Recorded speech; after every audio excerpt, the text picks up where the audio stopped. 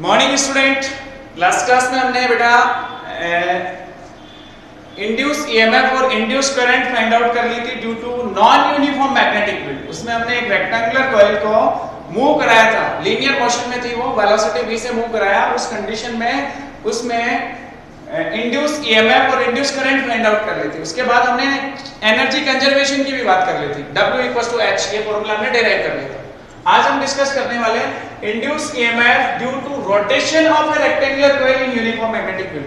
Topic वैसा ही है बट आज हम रोटेशन की बात करेंगे और मैग्नेटिक फील्ड कैसा होगा, यूनिफॉर्म। तो ऐसा तो हम डिस्कस कर चुके 7 चैप्टर में।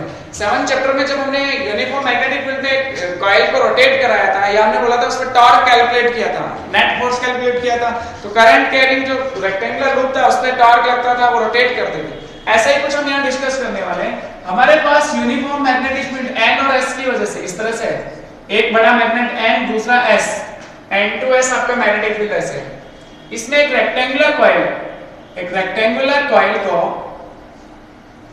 जिसकी length small l, width small b होगी, उसको हम रोटेट करा रहे हैं, ठीक है ना। ये इसकी एक्सिस है, एक्सिस के थ्रू ओमेगा एंगुलर वेलोसिटी से इसको रोटेट करा रहे हैं। ABCD बोलते थे इसको, ABCD। इसकी जो लेंथ है वो स्मॉल l है और विड्थ जो है वो स्मॉल b है। ऐसे ओमेगा एंगुलर वेलोसिटी से इसको रोटेट करा रहे हैं। अगर मैं इसके मैग्नेटिक फील्ड की बात करूं तो वो इस डायरेक्शन में है b और एरिया वेक्टर इसका ऐसे है, तो बीच का एंगल थीटा दिया हुआ। अब ध्यान से देखो, अगर ये कंटीन्यूअस रोटेट करती है तो इसके एरिया वेक्टर और b के बीच का एंगल थीटा जो है ना वो कंटीन्यूअस वेरी करता है। थीटा वेरी करेगा तो क्या मैग्नेटिक फ्लक्स चेंज होगा, और मैग्नेटिक फ्लक्स चेंज होगा तो according to Faraday second law EMF induce होगा कॉइल में और फिर करंट इंड्यूस होगी, ठीक है ना। ईएमएफ इंड्यूस होगा तो करंट पे इंड्यूस होगी। तो ड्यू टू रोटेशन ऑफ, या मैं बोलूं सिंपल, रोटेशन की वजह से थीटा कंटीन्यूअस वेरी करेगा। ड्यू टू रोटेशन थीटा आपका जो है वो कंटीन्यूअस वेरी करेगा, थीटा जो आपका कंटीन्यूअस वेरी करेगा, इसलिए हमें थीटा वेरी कराना है। कई बार देखो हमने b चेंज करके फ्लक्स चेंज किया, कई बार एरिया चेंज करके फ्लक्स चेंज करते हैं, कई बार दोनों के बीच का एंगल थीटा चेंज करके भी हम फ्लक्स चेंज कर सकते हैं। तो अपन लिखेंगे suppose that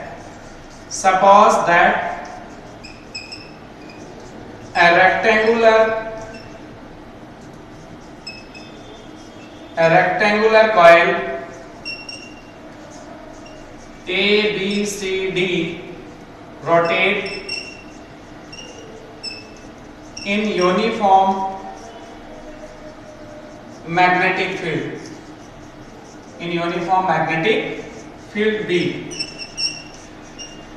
magnetic field constant है B, N2S, इस तरह से, ठीक है ना।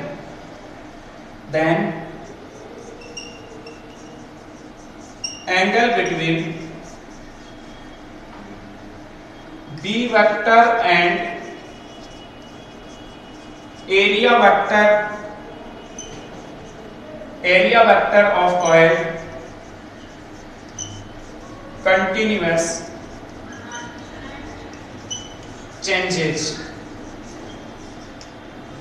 एरिया वेक्टर और b के बीच का जो एंगल है वो कंटिन्यूअस चेंज होता रहेगा। अगर थीटा की वैल्यू चेंज होती रहेगी, थीटा चेंज होने से फ्लक्स की वैल्यू चेंज होगी, फ्लक्स भी आपका क्या होगा, कंटिन्यूअस चेंज होगा। तो थीटा वेरी करने से फ्लक्स भी चेंज करेगा। Then magnetic flux link to the coil, linked to coil, क्या होना चाहिए formula, phi b equals to b dot a, ba cos theta, क्योंकि b और a के बीच का जो एंगल है वो थीटा है अभी, तो phi b equals to ba cos theta. किसी इंस्टेंट पे कैलकुलेट कर सकते हैं, ba cos थीटा।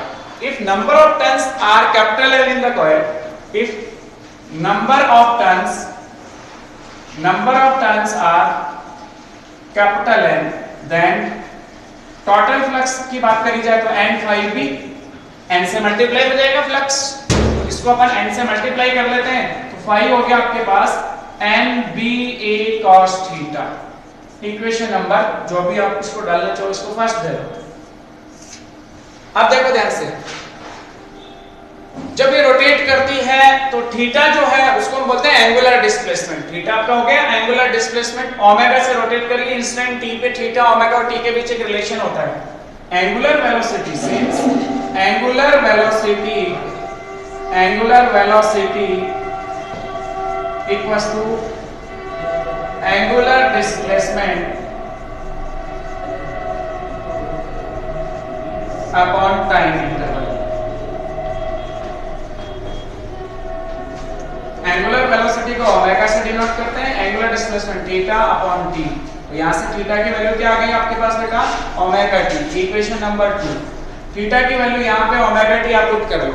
थीटा की value omega T, first equation हम पुट कर लो तो आपके पास टोटल फ्लक्स आ गया phi equals to NBA cos omega t. Equation number 3, phi की वैल्यू आ गई NBA cos omega t. Then according to Faraday's second law, according to Faraday's second law, according to Faraday's second law, induced EMF E की value होती है minus d phi upon d t. E क्या होगा? Minus d phi upon d t. यही formula होगा।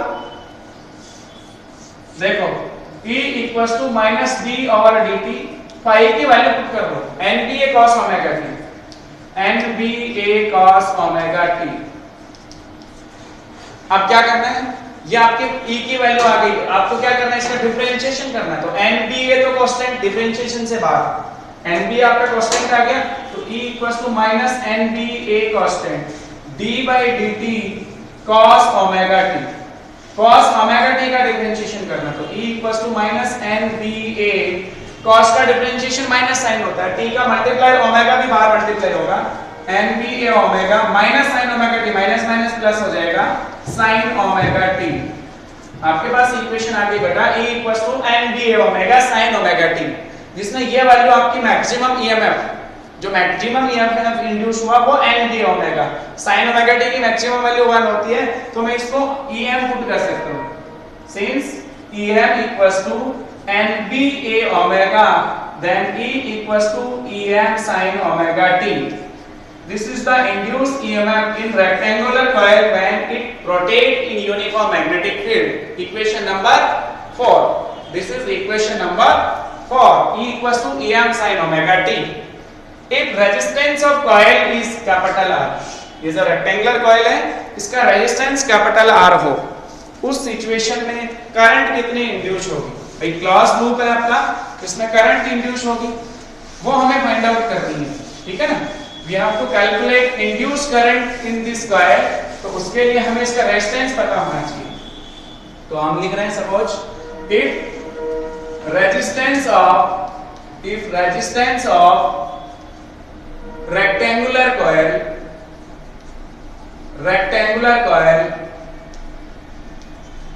Is capital R, इसका resistance क्या होगा बेटा? Capital R, then induce current capital I equals to E by R, capital I equals to E by R। E की value यहां से put कर लो इक्वेशन नंबर 4 से, तो I equals to EM by R sine omega t, और EM by R आपका क्या हो गया? Maximum current. IM equals to EM by R, so I equals to IM sin omega t.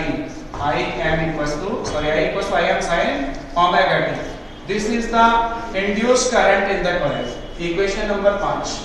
ये आपका induced EMF कैलकुलेट हो गया, ये आपकी induced करंट। और ये दोनों इक्वेशन वैसे है जो हम अल्टरनेटिंग करंट और वोल्टेज के लिए पढ़ेंगे। चैप्टर नंबर 10 जब हम डिस्कस करेंगे तो अल्टरनेटिंग वोल्टेज, एसी वोल्टेज की इक्वेशन इसी तरह से पढ़ोगे, E equals to M sin omega t, और एसी करंट की इक्वेशन होगी I equals to IM sin omega t। तो इनके जो ग्राफ है वो भी हमें देखते हैं कि अगर मैं I और T के बीच ग्राफ चेक करूं या E और T के बीच ग्राफ चेक करूं तो वो ग्राफ क्या होंगे, कैसे बनेंगे? ठीक है ना? तो अब देखो टाइम के साथ करंट और EMF जो इंड्यूस हुआ है उसके बीच ग्राफ देखते हैं। जैसे दोनों ग्राफ एक साथ बना लेते हैं अपन।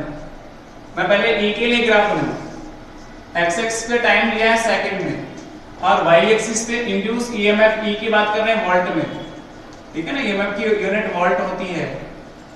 और अलग अलग इंस्टेंट पे यहाँ पे t इक्वल्स टू 0 टाइम अपना t/4 इंटरवल, ठीक है ना, एसएचएम में ग्राफ बना चुके हैं आप, t/2 3t/4 और फिर t इंटरवल, ठीक है ना। अलग अलग इंस्टेंट पे आपकी ईएमएफ की वैल्यू चेक करनी है। ईएमएफ ये इक्वेशन आपके पास ये है, आप इस इक्वेशन को यहाँ लिख लो, E equals to em sin omega को आप लिख सकते हैं 2π/t इनटू स्मॉल t। अब आप स्मॉल t की वैल्यूज पुट करते जाओ और ग्राफ चेक करो। पहली कंडीशन, जब t की वैल्यू 0 हो, बताओ E कितना होगा, em sin 2π/t into 0। sin 0 की वैल्यू 0, 0 मल्टीप्लाई em, आपका आंसर आ गया 0। सेकंड केस, जब t की वैल्यू t/4 हो तो E कितना होगा बेटा, em sin ओमेगा की वैल्यू 2π/t इनटू t/4। देखो कुछ कैंसिल आउट होगा, t से t कैंसिल हो गया, 1 2 4 से कट गया, sin π/2 1 होता है, ये वैल्यू होगी 1 इनटू em। इस केस में आपका emf जो है वो मैक्सिमम होगा। वो पॉइंट्स अपन डिस्कस कर लेंगे, जैसे em मैक्सिमम यहाँ पे, ठीक है। तो ग्राफ आपका यहाँ से स्टार्ट होगा, ओरिजिन से t इक्वल टू 0 पे वैल्यू 0 थी, ग्राफ यहाँ से यहाँ तक पहुँच गया। Next value t/2, next value आपको पुट करनी है small t equal to t/2। E देखो कितना होगा, em sin ओमेगा आपका 2π/t इनटू t/2। t से t कैंसिल, 2 से 2 कैंसिल, sin पाई 0 होता है, sin पाई क्या होता है, 0 मल्टीप्लाई em आपका क्या हो गया, फिर से 0। इसका मतलब t/2 पे आपका emf वापस से क्या हो गया बेटा, 0। ये लो ग्राफ। नेक्स्ट वैल्यू आपके पास है for small t equals to 3t/4। Small t की वैल्यू पर क्या पुट कर रहे हैं, 3t/4। Then E equals to आपके पास फॉर्मूला हुआ em sin 2π/t into 3t/4। पाई t से t कैंसिल हो गए, 2 भी कट गया, sin 3π/2, sin 270 -1 होता है, sin 3π/2 कितना होता है बेटा, -1 multiply em, E equals to हो गया -em। इसका मतलब आपका t/3t/4 पे ग्राफ जो है वो नीचे आएगा, ठीक है, मेन पोजीशन से नीचे आएगा। मान लो सपोज -em इधर है, तो वो ग्राफ आपका यहाँ तक पहुंचेगा। 3t/4 पे वैल्यू नेगेटिव है तो ग्राफ ऐसे जाएगा। फिर नेक्स्ट वैल्यू आपको कौन सी पुट करनी है, फिर t equals to capital T पे emf चेक करना है, E equals to em sin 2π/t into capital T से t कैंसिल, sin 2π फिर से 0 होगा, E इक्वल्स टू क्या हो गया आपका 0। इसका मतलब t पे ग्राफ वापस आपका 0 से मिल जाएगा। इस तरह से एक साइकिल के लिए हमने EMF, इंड्यूस्ड EMF और टाइम के बीच ग्राफ देखा। जब आप अल्टरनेटिंग करंट और वोल्टेज पढ़ोगे 10th चैप्टर में, तब ग्राफ साइनसोइडल इस तरह से देखोगे, ये साइनसोइडल ग्राफ मिलता है। आप करंट के लिए ग्राफ बनाओगे, सेम ग्राफ ऐसे ही बनाना है, ठीक है ना। करंट के लिए आप ट्राई करके देख लेना, I = Im sin ωt, बस ये वैल्यू चेंज होगी। करंट के लिए भी सेम ही ग्राफ बनेगा, करंट के लिए भी आपका ग्राफ बेटा सेम ही बनता है। इस तरह से हमने ये वाला टॉपिक कंप्लीट कर दिया। अब हम नेक्स्ट क्लास में इंडक्शन पढ़ेंगे, सेल्फ इंडक्शन और coefficient of self induction next class में डिस्कस करेंगे। Thank you.